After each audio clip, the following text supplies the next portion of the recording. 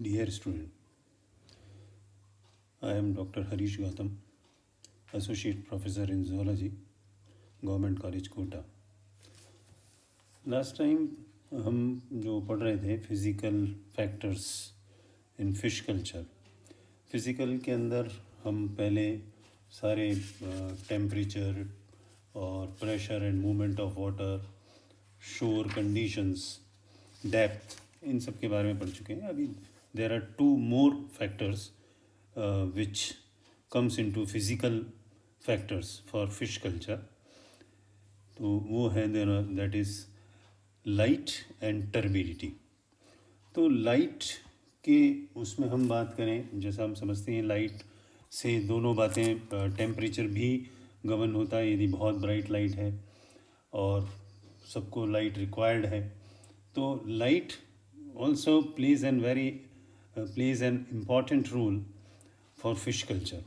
So one by one, today we start with this, that is light and turbidity. Turbidity is also includes color, because by which of turbidity the color of water will change. So whatever the material involved in the water या जो भी उसमें solve हुआ है तो उसकी वजह से उसका कलर भी बदल जाता है। सो टर्बिडिटी को हम साथ में टर्बिडिटी एज एंड कलर दोनों को साइमल्टेनियसली पढ़ेंगे। सो फिज़िकल फैक्टर्स में आज हम बात कर रहे हैं light and turbidity. So first we start light factor, that physical, that light is penetrates in water depends upon the factors like the intensity of light, as you know कि light की intensity कितनी है, या prevailing turbidity, उसके अंदर कितनी turbidity यदि ज़्यादा है तो पेनिट्रेट ज़्यादा नहीं कर पाएगी। So it is measured optically and represent the resultant effect of several factors such as suspended clay and silt and dispersion of planktonic masses and depth of the pond, presence of shady plants along the bank of the water and presence of bottom feeder fishes etc. in the pond. Meaning समझ गए? मतलब जो मैंने इतना सा बोला English या हिंदी में बात समझे, तो उसके अंदर जो भी सस्पेंडेड पार्टिकल्स हैं, क्ले या सिल्ट, या उसके अंदर डिस्पर्शन जो है उनका जो फैला हुआ है प्लैंक्टोनिक मासेस, यदि इसको एक डायग्राम से मैं यदि इतना गहराई का है, इसके अंदर ये वाटर जो है इस प्रकार से,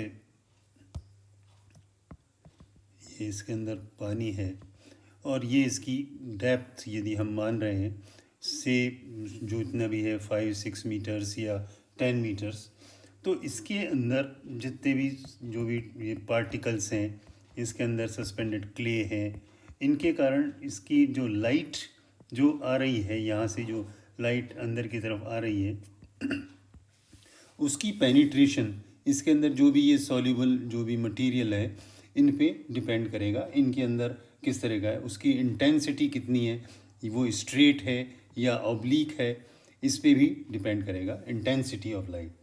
सो availability of light energy to a fish pond greatly influence its productivity, as primary production or synthesis of carbohydrate is a photochemical processes energized by light, क्योंकि जो उसको एनर्जाइज करेगा, तो जो शैलो पोंड हैं यहाँ पर, जैसे हम यदि इसके एग्जांपल को समझने की कोशिश करें, तो जो शैलो पोंड है जहाँ पर लाइट इस जो है वो काफ़ी पेनिट्रेट कर सकती है अप टू द बॉटम, क्योंकि यदि ये शैलो होता, यहाँ पर इसको यदि ये काफ़ी शैलो यहाँ तक ही होता तो ये लाइट यहाँ तक पेनिट्रेट कर जाती। तो यहाँ पर जब पेनिट्रेट कर जाती तो वो सारा यहाँ पर जितना भी उसके अंदर है वाटर कॉलम के अंदर, तो एक्वेटिक वेजिटेशन जो है वो काफ़ी ज़्यादा हो जाती और उसके अंदर एल्गल ब्लूम भी बन जाता। सो जो फोटोसिंथेटिक एक्टिविटी है वो उसकी वजह से यहाँ पर प्लांट्स काफ़ी बढ़ जाते, तो फ्लोरा बढ़ जाता तो ऑक्सीजन कंटेंट जो है इसके अंदर जो यहाँ पर हम ग्रीन से इसको दिखाने की कोशिश कर रहा हूँ मैं, तो जो ये फ्लोरा है वो फ्लोरा जब काफ़ी बढ़ जाएगा, आप समझते ही हैं flora and fauna, fauna is animals and flora is plants. So यहाँ पर तो जैसे ही फ्लोरा काफ़ी ज़्यादा बढ़ जाएगा, तो फ्लोरा बढ़ जाएगा तो उसके अंदर ऑक्सीजन कंटेंट जो है वो ऑटोमेटिकली इंक्रीज़ हो जाएगा, यानी ग्रीन की वजह से ऑक्सीजन कंटेंट जो है वो इसके अंदर बढ़ जाएगा।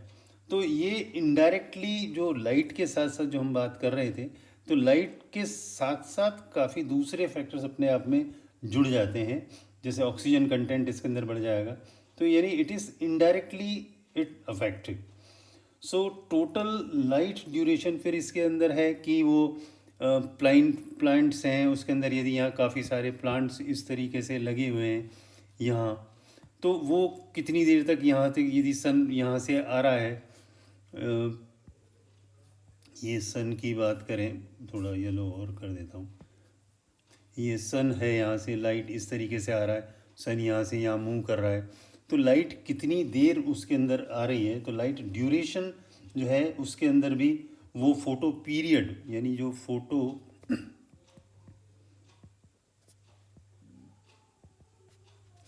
वो भी इसके साथ साथ डिपेंड करेगा। तो वो उसकी जो भी फिशेस हैं जो इसके अंदर, यहाँ पे हम जो बात कह रहे हैं कि यहाँ पे जो भी ये फिशेस हैं, ये इसको डायरेक्ट डायग्राम से बताएं कि ये फिशेस हैं, तो उनके अंदर जो गोनेट्स जो उनके अंदर हैं, जिससे कि अंदर उनके अंदर रिप्रोडक्शन बढ़ेगा, तो वो मैच्योरिटी उनके अंदर जल्दी आएगी और उनके अंदर रिप्रोडक्शन होगा, तो उनके हाइपोथैलेमिक रिलीजिंग फैक्टर्स हैं वो जल्दी होंगे और उससे उनके अंदर गोनाडोट्रोपिन्स जो है हार्मोन्स बनेंगे। तो इससे यहाँ पर, और इसको डॉक्टर पांडे हैं, उनने 1984 में और उनके 85 एंड 86 में उनने अपनी रिसर्च में ये बताया कि जितने लाइट जो हो रही है उस लाइट के अकॉर्डिंगली हार्मोन्स पे फ़र्क पड़ रहा है, हार्मोन से फ़र्क पड़ रहा है। साथ में इनके जो पांडे जो हैं एंड अग्रवाल, इनने फिर आगे फर्दर अग्रवाल के साथ जुड़ के 1988 में, और फिर एक और पेपर उनका निकला 1990 के अंदर, उनने पाया कि जो impact of various photo regimes on the testicular and ovarian activity है of a fresh water perch, उनके अंदर ये पाया गया कि उनके अंदर जैसे जितना भी ये डिपेंड कर रहा है कि जो साइकिल है, टेस्टिकुलर साइकिल जो है, तो वो सारी की सारी चेंज होती है और उससे इनके अंदर जो है काफ़ी रिप्रोडक्शन बढ़ता है। तो in all we can say, यदि हम फिजिकल फैक्टर्स में बात कर रहे हैं, तो लाइट जो है डायरेक्ट एंड इनडायरेक्टली जो है अफेक्ट कर रहा है। तो ये यहाँ तक कि हमने इस पे बात करी लाइट के रिगार्डिंग। अब हम बात कर रहे हैं दैट इज टर्बिडिटी, और टर्बिडिटी के साथ ही मैं और लिख रहा हूँ दैट इज कलर। ये turbidity and colour with in the water जो है वो कैसा होगा, वो हम यहाँ पर बात कर रहे हैं। सो टर्बिडिटी एंड कलर, तो turbidity is the term of suspended dirt and other particles in water. So जो भी इसके अंदर है, it depends on dirt and particles जो वाटर के अंदर जो भी हैं उस पर डिपेंड करेंगे। And turbidity in water is caused by substances not present in the form of true solution. In natural water it is caused by clay, silt, organic matter, planktonic organisms. तो इसके अंदर ऑर्गेनिक मैटर,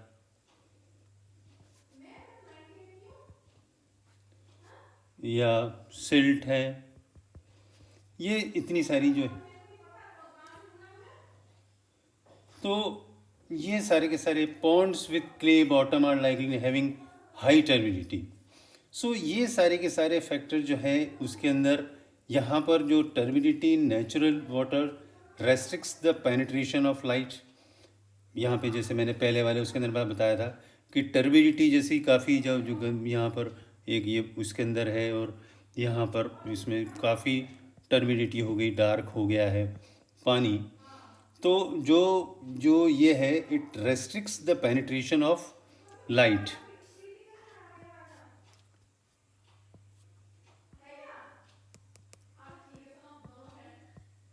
तो penetration of light जो है, जो it reduces the photosynthetic activity, जो ये photosynthetic activity है उसको रोकेगा।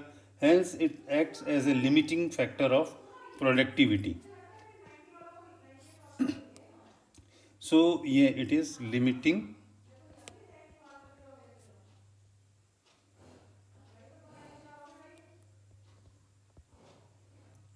फैक्टर, जो प्रोडक्टिविटी को ये बताएगा। अब यहाँ पर जो सस्पेंडेड पार्टिकल्स है causing turbidity also absorbs the nutrient like phosphate, potassium, nitrogen and their ionic forms, making their unavailable for plankton productions. And this turbidity due to profusion of planktons is an indication of ponds high fertility. सो जो उसकी fertility, उसको Pond's की fertility को बढ़ा रहा है, और ये turbidity it can be a problem, ये एक प्रॉब्लम भी हो सकता है। सो यहाँ पर इसको जो है ये जो भी इस तरह का पॉन्ड है जिसके अंदर ये सारे क्ले और ये सारे के सारे पर्टिकुलर हैं, तो इनकी वजह से कलर भी हो गया, तो उसकी वजह से लाइट की कलर भी चेंज होगा। तो कलर चेंज होने से जो भी लाइट आ रही है तो वहाँ पर उनका फोटोसिंथेसिस भी फ़र्क करेगा। सो तो the turbidity tolerance of different cultivable fishes या कल्टिवेबल फिश स्पीशीज़ जो has not been studied simultaneously या systematically, yet the Indian major carps have been reported to tolerate high ranges of turbidity. So turbidity during heavy flood increases to the value of 2000 to 5000, 2000 से 5000 ppm। ppm तो आपको मालूम है ना क्या होता है, दैट इज पार्ट्स पर मिलियन, कि कितना उसके अंदर 1 मिलियन उसके अंदर कितने वो घुला हुआ है। ये गंगा रिवर की बात है जिसमें एक बार स्टडी हुई थी, तो उसके अंदर ये बात की गई। So the culturable plains dwelling fishes are tolerant to the wide ranges of turbidity. Very high turbidity that is जिसके अंदर करीब करीब मतलब 1,75,000 तक ppm हो, और एबव फिशेस उनके अंदर जो है, क्योंकि फ़िश की जो गिल्स हैं उनके क्लॉगिंग हो जाता है गिल्स में,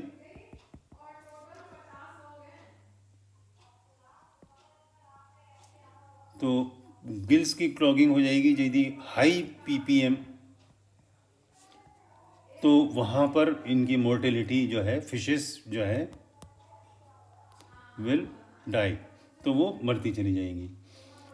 तो इनके बारे में जो ये सारा का सारे, अब यहाँ पर बात आती है कि जो कलर इसकी वजह से जो बन रहा है, कि जो भी वेजिटेबल्स, जो वेजिटेटिव एक्सट्रैक्ट्स है, वो डार्क स्टेन्स जो है वो उसके अंदर देता है वाटर के अंदर।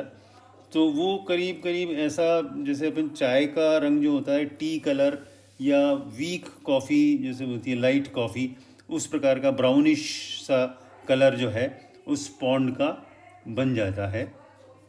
कुछ इस तरीके से पॉन्ड को यदि हम देखें तो वो पॉन्ड का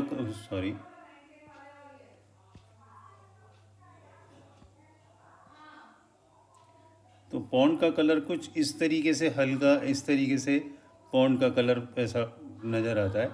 उसके अंदर यदि और ब्लूइश टिंट थोड़ा सा कहीं कहीं कहीं इस तरीके से नज़र आएगा। तो ये जो है ये उसके अंदर इसकी वजह से very high concentration of humates are typically quite acidic and have a low total alkalinity. तो वैसे बहुत ज़्यादा इफ़ेक्ट नहीं डालते हैं फिशेस को ये डायरेक्टली, तो ये लाइट पेनिट्रेशन को जो है वो रोकता है। बेसिकली जो लाइट पेनिट्रेशन है, जो लाइट का जो पेनिट्रेशन है उसको रोकता है। तो इससे जो प्लांट्स जो इसके अंदर लगे हुए हैं, यहाँ इस तरीके से जो प्लांट होंगे वो जो इसके अंदर प्लांट्स इस तरीके से जो लगे हुए नीचे वेजिटेशन, उनकी ग्रोथ को होगा। तो इसके लिए कंट्रोल क्या हो, हम कंट्रोल ऑफ टर्बिडिटी,